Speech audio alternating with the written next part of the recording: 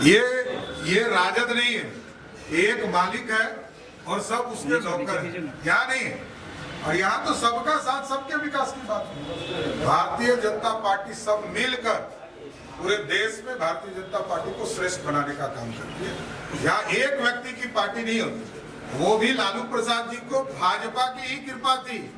वो कह रहे हैं उनके बेटा की हरिश्चंद्र हो जाते, हरिश्चंद्र नहीं होते।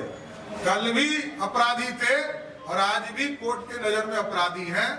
इसलिए एकदम बेफिक्र रहिए तेजस्वी जी, आपके पिताजी को कोई क्लीन चिट नहीं दे सकता है, किसी के साथ समझौता हो जाए। भाजपा तो कभी क्लीन चिट नहीं दे सकती और आपको भी नहीं दे सकती।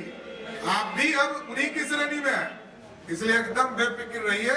भारतीय जनता पार्टी बनाना भी जानती है और आपके पिताजी को मुख्यमंत्री भी भाजपा ने ही बनाया था।